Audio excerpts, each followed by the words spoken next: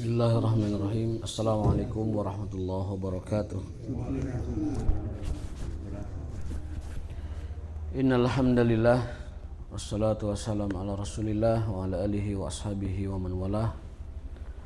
Allahumma shalli wa sallim ala nabiyyina Muhammadin wa alihi wa sahbihi wa sallim. Allahumma subhanaka la ilma lana illa ma 'allamtana wa 'allimna ma yanfa'una wa zidna ilman.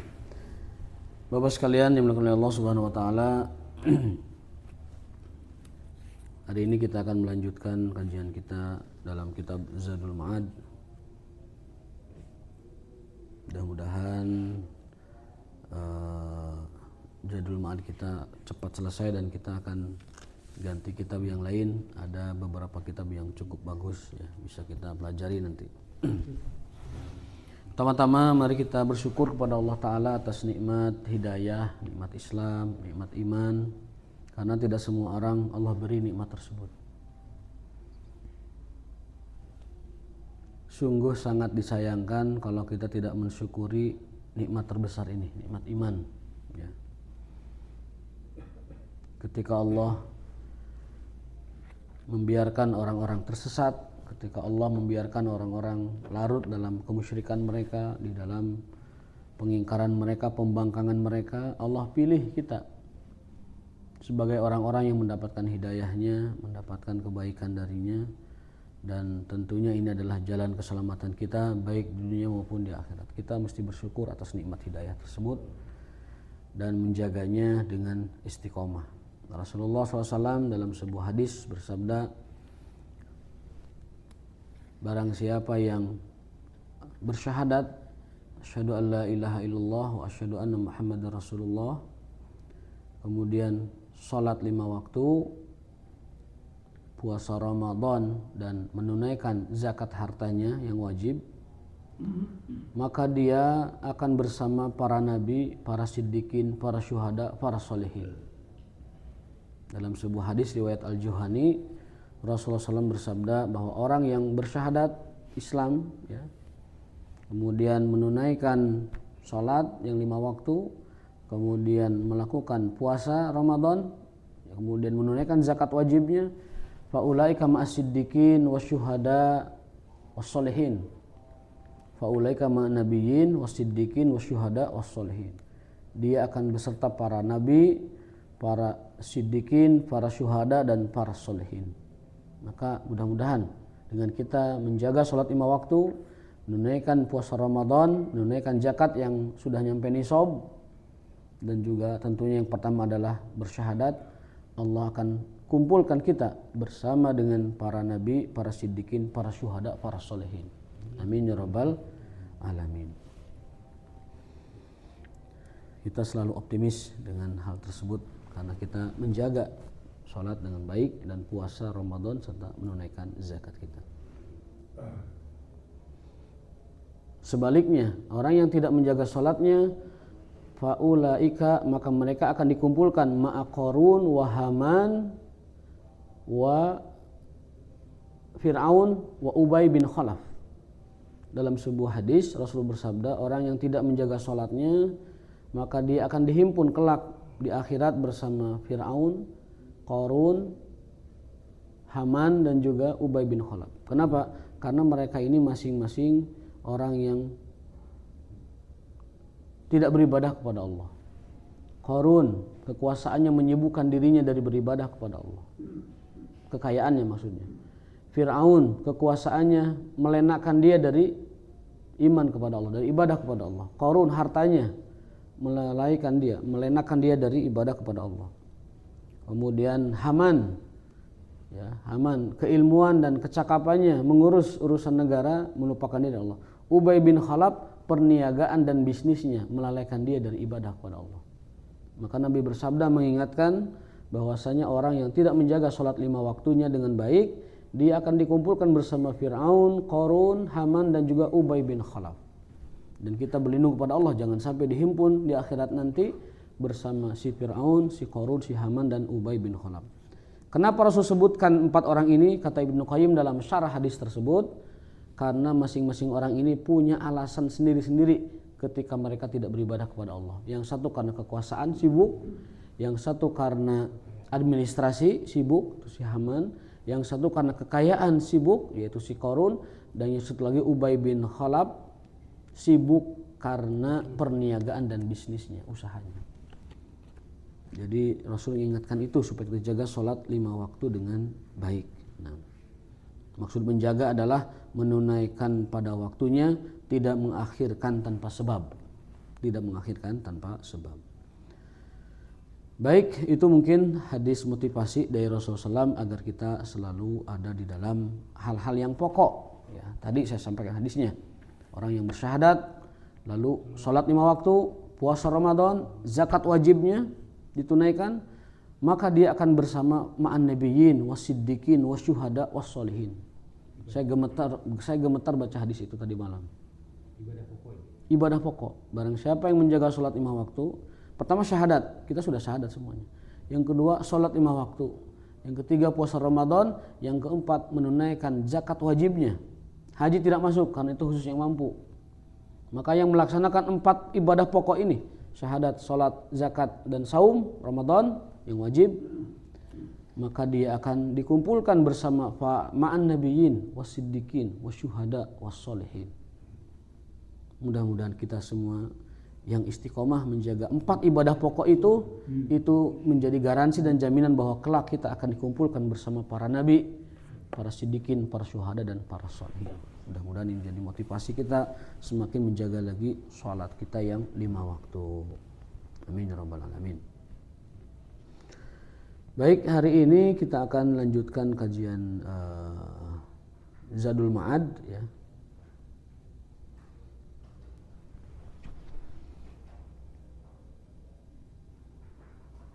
Yaitu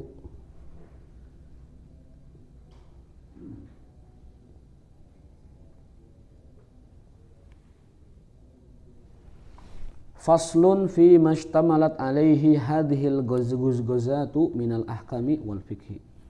Ya, kasih Mas.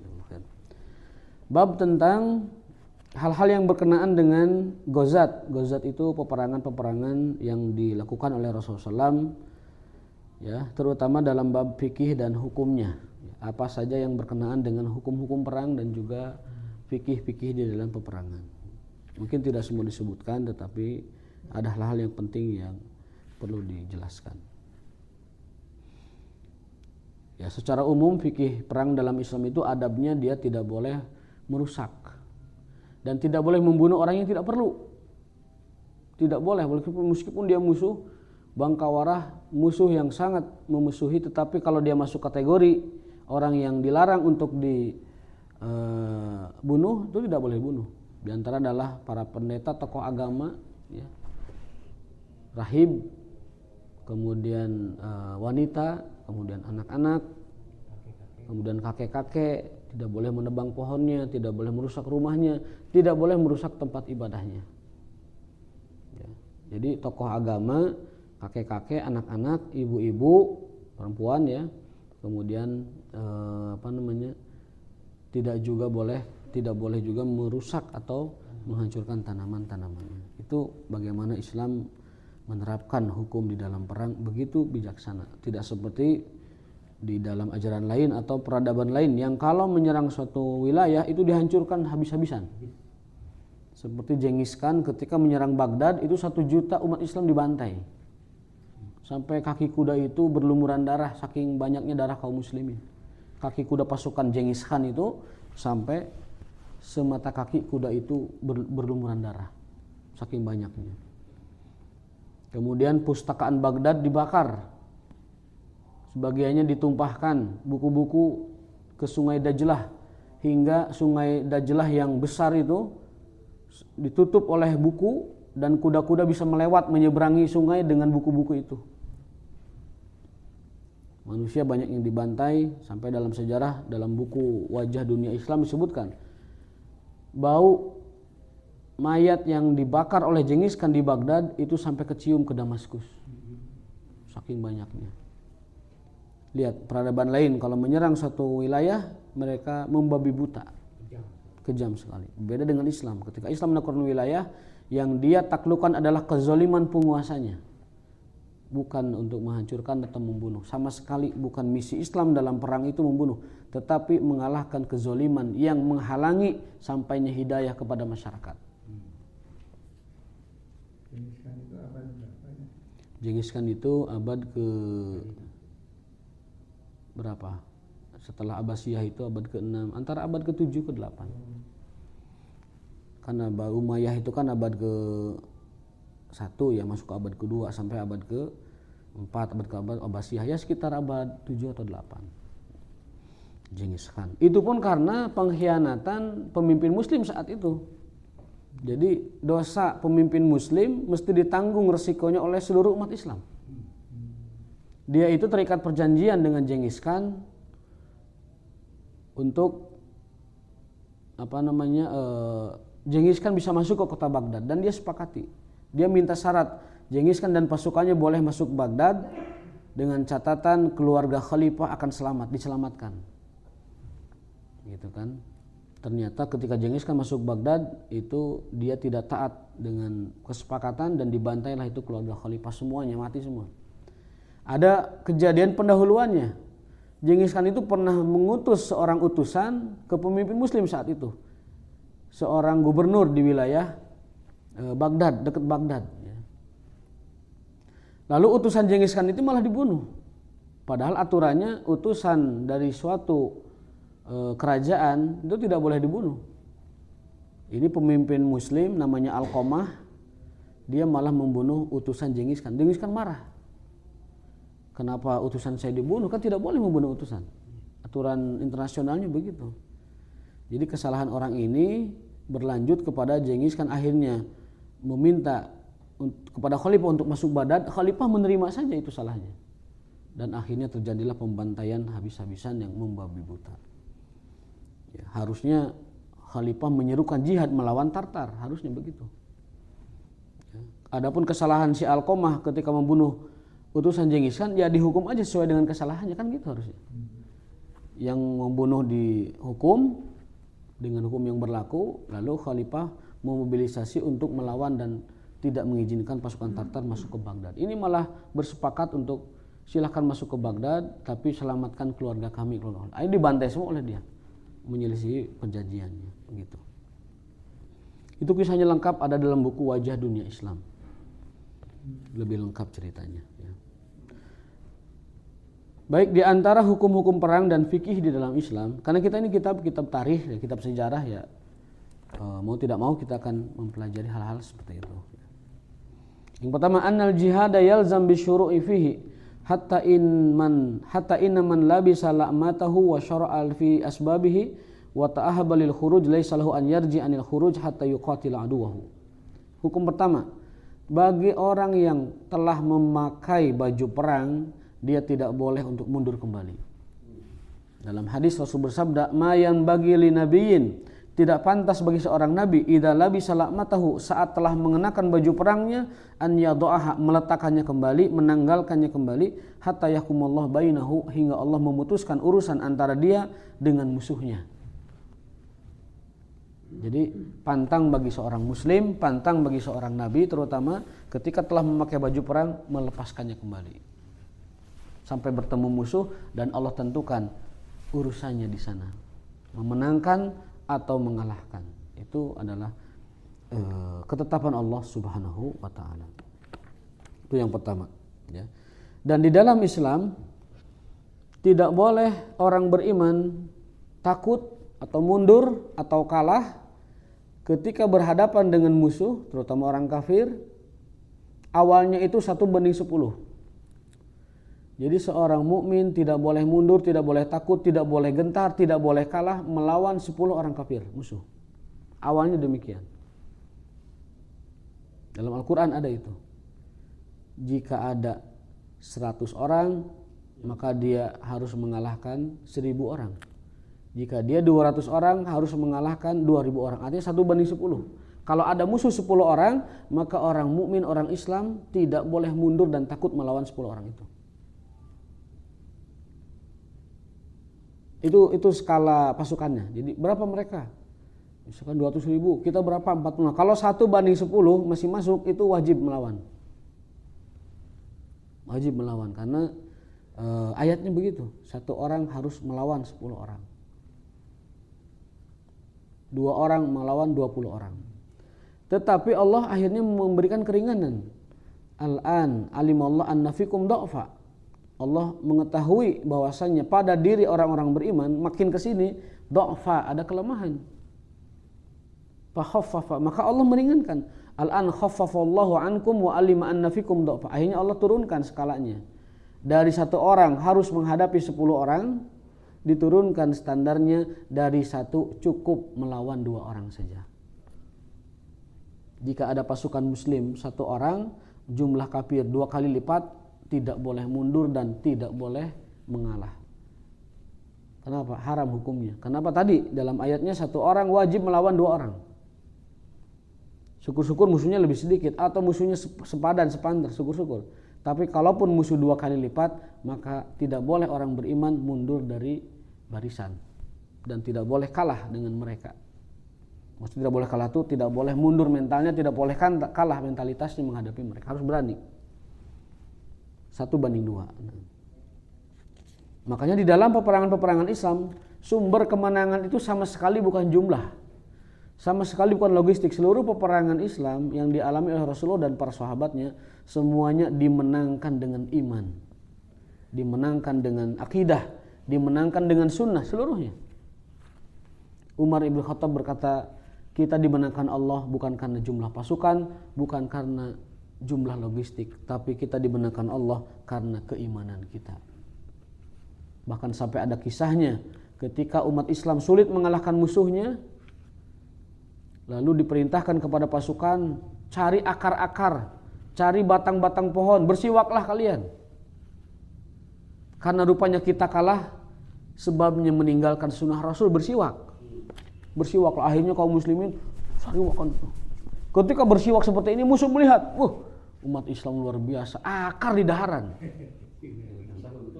Ya. Jadi jangankan makanan, akar digegelan gitu. Kaum muslimin luar biasa. Akhirnya musuh pun takut dan kalah. Kisah lain ketika musuh akan berhadapan, kan kalau perang orang dulu kan kalau malam tuh libur. Jadi siang tuh perang dari misalnya jam 6 sampai jam 6 lagi. Ya, kalaupun ada sholatnya sholat khauf, namanya sholat dalam peperangan. Yang satu ruku, yang satu sujud, yang satu berdiri, yang satu menjaga, terus begitulah. Khauf namanya sholat khauf. Ada di YouTube contoh praktik sholat khauf. Yang mempraktekkan tuh para tentara kita tuh di hutan. Bagus itu untuk pelajaran ya. TNI kita sudah ngasih contoh lah sholat khauf tuh begitu. Nah itu ketika akan berhadapan esok harinya, musuh itu sudah yakin ini bakal kalah ini kaum muslimin itu, kita akan serbu mereka. Lalu malam-malam pasukan memerintahkan kaum muslimin, sekarang kita tunaikan, bacakan Quran. Masing-masing membaca Quran, membaca zikir. Akhirnya mereka pada baca Quran dengan hafalan-hafalan mereka, dengan zikir-zikir mereka, sampai mengiang suaranya ke angkasa, ngahyung. Seperti odeng, suara bacaan kaum muslimin. Musuh pun takut dengan itu. Akhirnya mereka pun kalah secara mental. Jadi sekali lagi, umat Islam tidak pernah menang dengan jumlah pasukan, tidak pernah menang jumlah logistik. Umat Islam selalu dalam berbagai laga dan berbagai medan peperangan dimenangkan Allah lewat keimanan mereka. Perang Badar dibantu malaikat, perang Uhud sebagai pelajaran, perang Hunain dibantu malaikat. Seluruh peperangan yang dialami oleh Rasul dan para sahabat adalah campur tangan malaikat memenangkannya. Salah satu hadis saya bacakan, wa qalatil malaikah yauma Uhudin an Rasulullah sallallahu alaihi wasallam fi sahihain an Sa'ad bin Abi Waqqas qalat ra'aitu Rasulullah yauma Uhud wa ma'ahu rajulan yuqatilani anhu alaihi mathiyabun bidun ka asyaddil qital ma ra'aituhum qablu wala ba'du. Ketika Rasulullah SAW di perang Uhud, dalam hadis sahihain Bukhari Muslim, dari sahabat Sa'ad bin Abi Waqqas disebutkan Rasulullah ketika berperang dikawal oleh 2 orang pemuda berbaju putih dengan badan yang tegap. Dan aku belum pernah melihat kedua orang itu sebelumnya. Hadis sahih riwayat Bukhari Muslim. Di perang Badar juga sama, banyak kepala yang terputus dari kalangan orang kafir tanpa ada tebasan pedangnya kaum muslimin. Jadi baru mau disamperin oleh pasukan Islam itu sudah tergelincir kepalanya. Dan ada hadis yang meriwayatkan bahwa kami melihat dari orang Quraisy yang kemudian masuk Islam itu meriwayatkan hadis, kami melihat teman-temannya Muhammad ini pasukan kaum muslimin, mereka berbaju putih berderap-berderap menyerang kami kaum musyrikin dan mengalahkan kami. Itu malaikat. Dan Al-Qur'an menegaskan itu. Di dalam Al-Quran disebutkan bahwa Allah mengirimkan para malaikat, wa anzalna minal malaikati murdifin, dalam ayat lain musawwimin, kami turunkan ribuan malaikat murdifin yang terus menerus begini, murdifin, datang apa? Bergelombang. Musawwimin, munzalin itu turun dan bergelombang datang, kalah ke pasukan Quraisy. Perang Uhud tidak dibantu malaikat. Dibantu malaikat. Malaikat juga. Dibantu, perang kaum muslim dibantu malaikat. Ini buktinya Rasulullah SAW dikawal 2 orang pemuda yang tegap berbaju putih. Tetapi kekalahan Uhud itu pelajaran. Uhud itu pelajaran. Kenapa? Karena pasukan pemanah tidak tunduk kepada amirnya. Rasul bersabda, apapun yang terjadi, fala tanzilu an amikinikum. Jangan kalian beranjak dari tempat kalian. Usbutu makanakum. Tetaplah kalian di posisi kalian di bukit sana dengan membawa panah. Dan jangan bergeser dari posisi kalian. Ternyata ketika kaum muslimin memenangkan perang Uhud awal peperangan, gonimah sudah terkumpul, ini pasukan panah ting turubut turun ke handap, bisi teka bagian gonimah. Wah, turun meninggalkan posisinya. Yang tertinggal tinggal panglimanya, Jabir bin Abdillah. Ternyata itu pasukan Khalid yang memang dia piawai membalik arah ke balik bukit dan menyerang kaum muslimin dari arah atas bukit setelah ditinggalkan para pasukan panah itu. Jabir bin Abdillah seorang diri kewalahan menghadapi serbuan serangan balik dari pasukan Khalid bin Walid. Walhasil sebenarnya jumlah korbannya sama antara kaum muslimin dan orang Quraisy di perang Uhud. Namun itu hitungannya bagi kaum muslimin adalah kekalahan. Karena Rasul terdesak ke sebuah bukit, ke sebuah ngarai terdesak, dan para sahabat melindungi beliau. Ada seorang sahabiah namanya Nusaibah, itu sampai tumbuhnya seperti landak penuh dengan tombak menjaga Rasulullah SAW. Semua tubuhnya itu kena tombak menjaga Rasulullah SAW. Namun ketika peperangannya disebutkan dalam riwayat ini beliau dijaga oleh 2 malaikat. Jadi kenapa kalah? Kalah itu sebagai pelajaran, sebagai ibrah bahwa umat Islam memenangkan peperangan sama sekali bukan dengan strategi, bukan dengan logistik, bukan dengan jumlah pasukan, bukan dengan SDM, tetapi karena pertolongan Allah Subhanahu wa taala, yaitu diturunkannya malaikat membantu pasukan mengalahkan musuh-musuhnya. Bagi Allah sih bisa aja mudah, gampang sekali, tidak usah perang, udah Muhammad kamu menang aja semuanya, gampang. Tetapi Allah menginginkan prosesnya itu dilakukan. Proses yang Allah nilai, bukan hasilnya. Hasil itu dikembalikan kepada Allah. Allah kan berfirman, "Zarni wal mukadzibin." Urusan musuh kamu, urusan musuh wahai Muhammad, zarni, biarkan untukku. Jadi urusan musuh-musuh Islam, urusan musuh-musuh Rasulullah, zarni, biarkan untukku. Artinya Rasul itu jalankan saja prosesnya, berdakwah, kemudian berjihad, kemudian berkorban, kemudian menyampaikan syariat, lakukan saja. Urusan al-mukadzibun, urusan al-zalimun, zarni, biarkan untukku, aku akan mengurusi mereka. Jadi sekali lagi, bagi Allah sangat mudah sekali memenangkan nabinya, bagi Allah sangat mudah sekali memenangkan agamanya. Bahkan dalam 1 detik 1 hari Islam bisa langsung berdiri di Madinah maupun di Makkah tanpa harus ada perjuangan. Tetapi kenapa itu ada? Allah menginginkan agar Nabi Muhammad menjalani prosesnya. Menjalani prosesnya. Ya, kita pun sama sekarang sedang menjalani proses menuju ke sana. Mungkin 100 tahun belum tercapai kejayaan Islam. Mungkin 200 tahun belum. Mungkin anak cucu kita yang kesekian puluh baru merasakan kejayaan itu. Tapi kita harus jadi bagian dari proses itu. Kita harus jadi bagian dari gerbong itu. Karena kalau kita tidak ikut, akan ada para pengganti yang menggantikan kita. Dalam sebuah ayat, kalau kamu tidak menolong agama Allah, yastabdil qauman ghairakum walam yakun amsalakum. Allah akan gantikan dengan generasi yang lain lebih baik dari kalian, ya.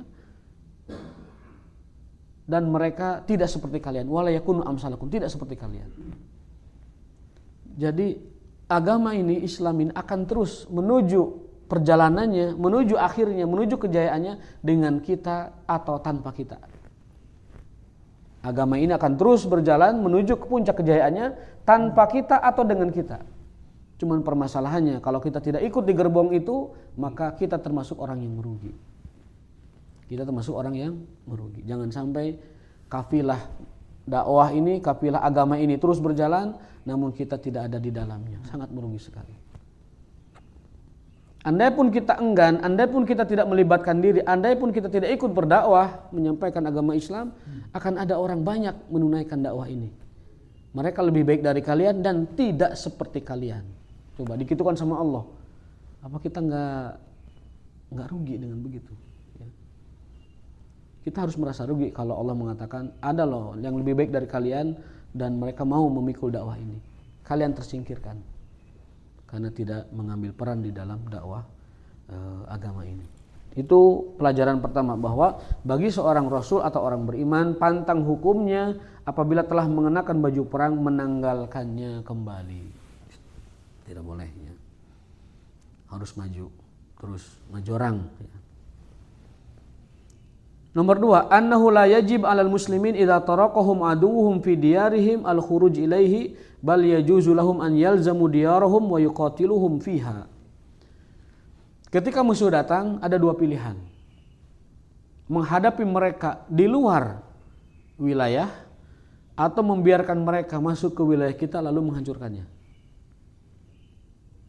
Dan yang ketiga, biarkan musuh sampai depan rumah kita lalu sikat habis.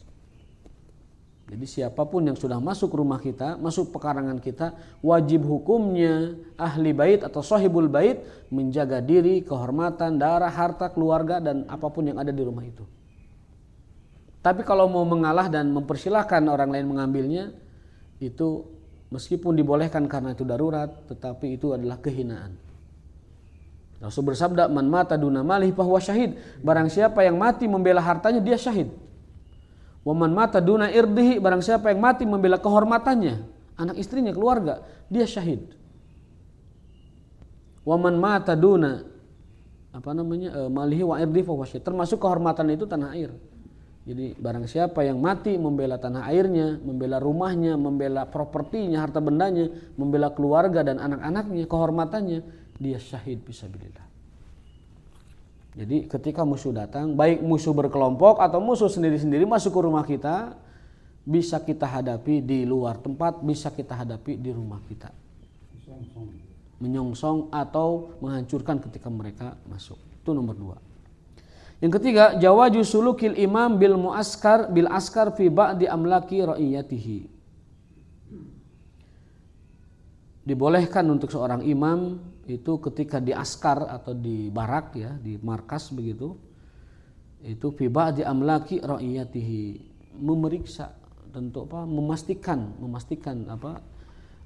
rakyat dan pasukannya, ya, secara seksama. Ya, ini saya kurang paham nih bait seperti ini. Jawaju sulukil imam bil askar fi ba'di amlaki ra'iyatihi. Kesimpulannya bahwa seorang imam dia dibolehkan untuk secara pribadi maupun secara jabatannya memeriksa seluruh apa yang berkenaan dengan kemaslahatan pasukannya. Menginfeksi. Inspeksi atau infeksi? Inspeksi. Ya. Kalau infeksi mah virus. Menginfeksi. Yang keempat, la ya'dan liman la yutiqul qital min sibyan ghairil baligin. Tidak diperkenankan orang yang tidak bisa perang ikut perang. Karena itu akan menghambat mobilitas pasukan. Contohnya sibyan, anak-anak kecil, jangan diajak. Al ghairil baligin, orang-orang belum balik, jangan diajak, belum ngerti, dia nggak paham. Jadi tidak boleh mengajak orang yang tidak punya keahlian, kemampuan berperang, berjihad untuk ikut berjihad. Tetapi kalau tugas-tugas lain diperkenankan.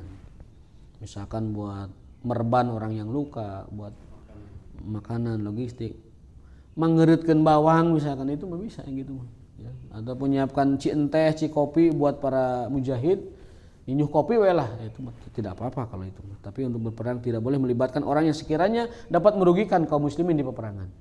Maka pada posisi itu berlaku kaidah pemimpin yang kuat meskipun ahli maksiat diutamakan dan dikedepankan daripada pemimpin yang soleh tapi dia lemah. Konteks itu ada di dalam konteks ketika umat Islam membutuhkan kekuatan. Jadi ada kaidah as-solih ad-dhaif itu tidak diutamakan ketimbang al-qawi as-solih al-qawi al-fajir. Ya.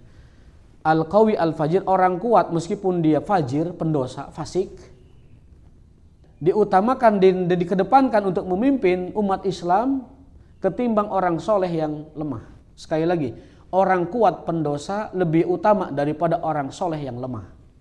Kenapa? Karena orang pendosa yang kuat, kekuatannya untuk umat Islam, dosanya untuk dia pribadi. Sehingga memenangkan umat Islam. Kebalikannya, orang yang soleh ampun lemah, kesolehannya punya pribadinya, kelemahannya berdampak pada umat. Maka berlaku kaidah orang yang ahli maksiat tapi dia kuat diutamakan daripada orang soleh yang lemah. Idealnya orang kuat yang soleh idealnya. Tapi kalau ada kondisi di mana kaum muslimin membutuhkan orang kuat, maka orang kuat yang ahli dosa diutamakan daripada orang soleh yang lemah dalam kepemimpinannya. Jadi diktator, strong leader, tapi dia punya kapabilitas memimpin itu diutamakan ketimbang orang yang culai-calai, lemah meskipun dia orang baik. Ya. Sekali lagi, orang baik tapi dia lemah itu tidak direkomended menjadi pemimpin kaum muslimin. Malah dia utamakan orang yang banyak dosanya, fajir bahkan, tetapi dia kuat dalam memimpin. Karena tadi alasannya. Ya. Dosanya untuk dirinya, kekuatannya untuk umat. Adapun orang soleh, lemahnya untuk umat, solehnya untuk pribadi. Apa manfaatnya bagi kaum muslimin? Soleh tapi lemah, apa manfaatnya bagi kaum muslimin? Itu nomor 3. Nomor 4. Nomor 5, jawazul ghazwi bin nisa. Wanita boleh dilibatkan dalam jihad, baik sebagai pasukan maupun sebagai logistik. Wal isti'anah fil jihad bihinna. Para sahabiat dulu ketika ada peperangan yang Rasul adakan, mereka ikut bersama pasukan. Apa tugasnya? Tadmidul jarha, mengobati orang-orang sakit, merban orang-orang sakit, ngobar jadi ngobar. Ngobati pasukan yang sakit dan ngubaran orang yang terkena luka. Jadi sekali lagi, wanita, kaum muslimat, para wanita boleh dilibatkan dalam perang untuk urusan yang sifatnya logistik, non kombatan ya, non kombatan.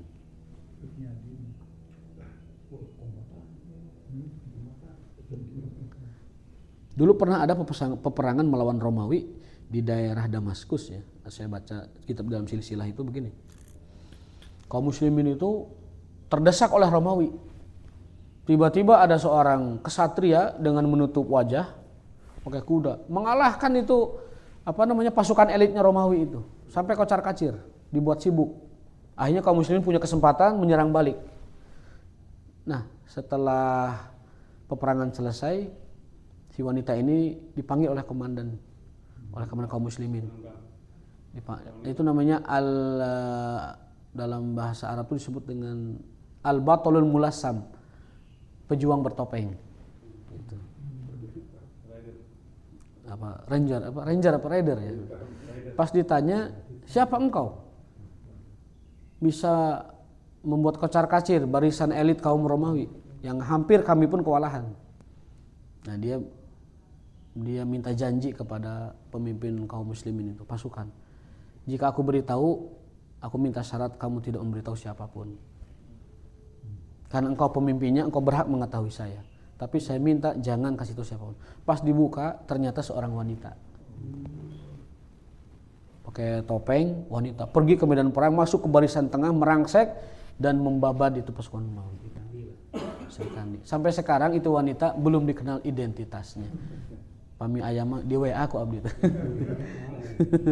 Tapi itu sudah masa lalu, zaman Khalid bin Walid ketika itu mengirim pasukan ke Romawi menaklukkan sebuah wilayah di kerajaan Romawi.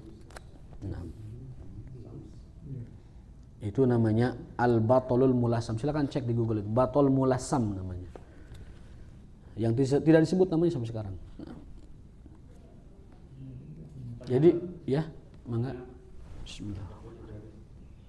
Ada nggak dalam catatan sejarah Islam perang-perang yang non kombat, misalnya bagaimana menghadapi musuh yang menggunakan strategi politik, ekonomi, sosial sehingga merusak kaum muslimin, tapi dia tidak terang-terangan berperang secara fisik. Bagaimana cara menghadapi? Di dalam sirah kita melihat tidak semua peperangan itu fisik, ya, tetapi peperangan itu ada yang non fisik. Misalnya ketika harta kaum muslimin dirampas di Mekah, ya, Rasulullah memobilisasi pasukan untuk mencegat, ya, kafilah dagang orang Mekah di perjalanan untuk mengambil apa yang orang Quraisy ambil di Mekah dari harta benda.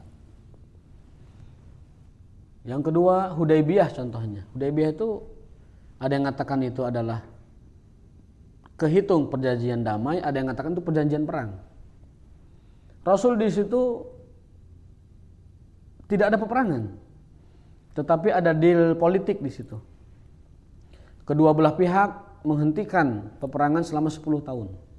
Nah, di masa 10 tahun itu Rasulullah SAW maksimalkan untuk mengirim surat ke raja-raja di sekitar Jazirah Arab. Ya. Kemudian kaum muslimin pernah juga memobilisasi pasukan untuk menaklukkan Khaybar, tapi itu juga tidak terjadi peperangan. Jadi banyak sekali pergerakan kaum muslimin yang bukan peperangan, tetapi itu mengalahkan mentalitas musuh sehingga dengan begitu mereka dikalahkan.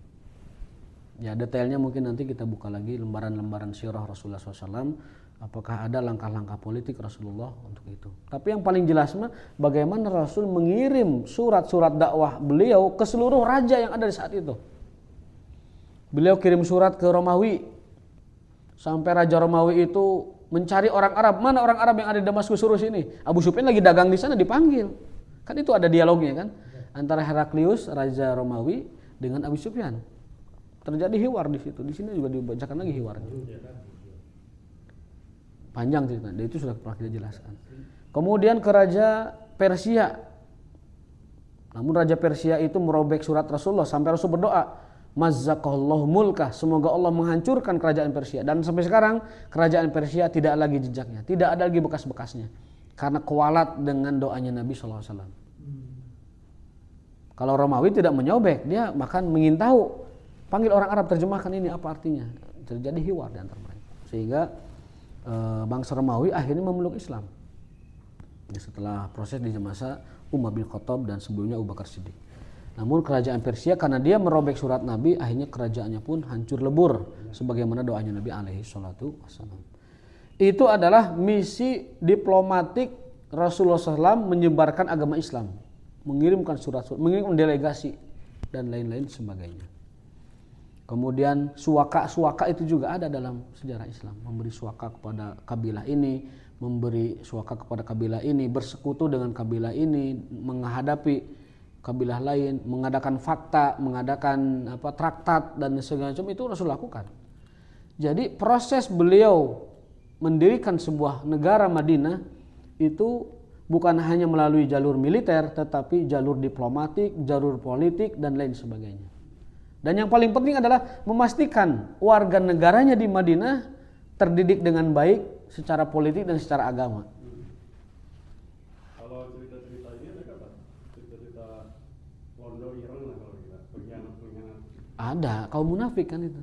Ada juga ya? Ada kaum munafik. Karena kalau cerita sekarang kan di Indonesia, bahkan di Palestina sekarang katanya yang di Jenin di sekitar Aqsa tuh anak buah si Abbas tuh pengkhianat ya.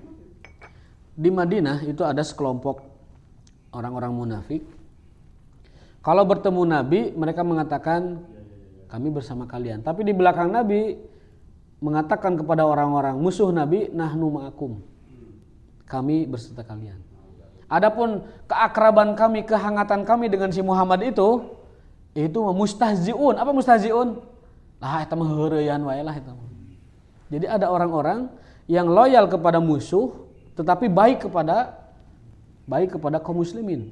Nah, kenapa baik kepada kaum muslimin? Mustahzi'un ahhuriyan bae teman. Itu yang pertama. Yang kedua, bagaimana orang munafik di Madinah membangun sebuah masjid yang disebut Masjid Dirar. Masjid Madarat. Dirar itu dari kata Madarat. Masjid Madarat. Nabi masih ada deh. Masih ada. Sampai turun ayat kan. Ayat tentang surat At-Taubah juz ke-11 halaman pertama disebutkan bahwa hanya masjid yang dibangun di atas takwa saja yang kamu tegakkan sholat di situ.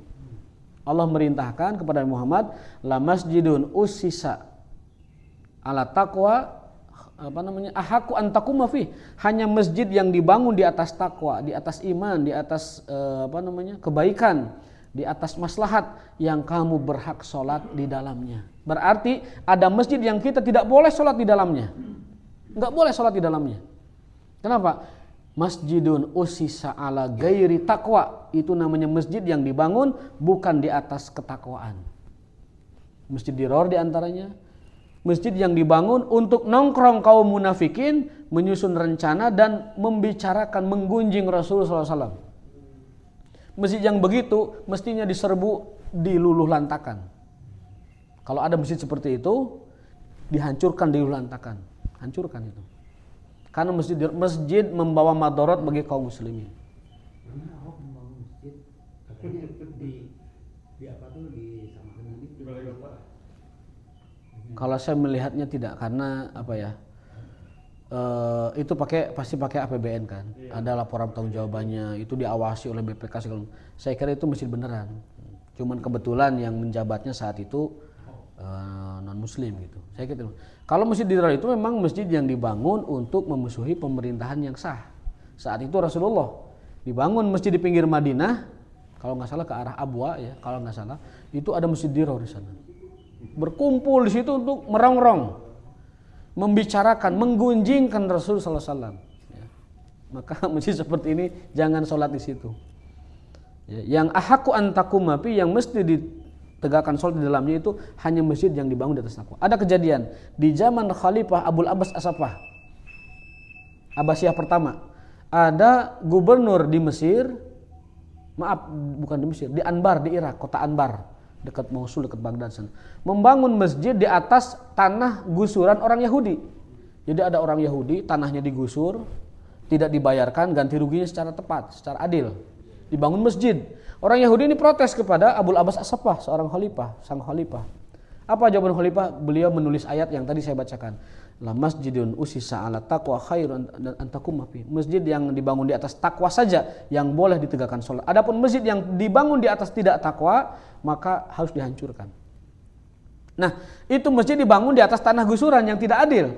Khalifah memerintahkan, wahai gubernur Mesir, robohkan masjidmu. Kembalikan kepada si Yahudi yang punya tanah itu. Kecuali kau bayarkan harganya yang sepadan. Akhirnya si gubernur ini ngadeg-deg mendatangi Yahudi. Tuan, pemimpin kami sudah memutuskan masjid ini akan dibongkar kembali dan tanah dikembalikan kepada Anda. Kecuali Anda menerima dengan harga yang sama-sama ridho. Akhirnya si Yahudi mengatakan apa? Saya ridho dengan keputusan khalifah kalian. Silahkan bangun masjid dan saya rela dengan harga sekian. Luar biasa. Nah, jadi masjid yang dibangun di atas tanah syubhat termasuk masjid yang usisa ala gairi takwa. Itu simpulannya. Masjid yang dibangun di atas tanah tidak halal itu berpotensi menjadi masjid gairu takwa. Ya, masjid yang dibangun di atas bukan ketakwaan. Mudah-mudahan Allah Ta'ala ya. Masjid Dirar masih ada nggak? Kalau dicari mah ada pasti. Ada. Cuman buat apa nih Masjid Dirar? Mendingan pergi ke bekas Uhud kan, bekas Badar di sana. Atau ke Masjid Quba yang dianjurkan kita berkunjung. Rasulullah selantiasa setiap hari Sabtu berkunjung ke Masjid Quba. Jadi ada 4 masjid yang kita dianjurkan berkunjung. Masjid Haram 100.000 kali lipat, Masjid Nabawi 1.000 kali lipat dibanding sholat yang lain, Masjid Aqsa 500 kali lipat dibanding yang lain. Yang terakhir Masjid Quba dengan dalil Sahih Bukhari bahwa beliau setiap hari Sabtu berkunjung ke Masjid Quba untuk menunaikan sholat 2 rakaat di sana. Jadi kalau ada kesempatan ke Madinah, selain mengunjungi Masjid Nabawi, kunjungi Masjid Quba. Dekat perkebunan kurma, sabari balanja korma di dinya. Aya coklat, aya korma, aya. Oh, kadarieu. Anjur hungkul di jualan teh. Taib, Allah taala bisawab, billah. Terima kasih perhatiannya, mohon maaf kekurangannya. Bila taufiq hidayah. Wassalamualaikum warahmatullahi wabarakatuh. Subhanakallah.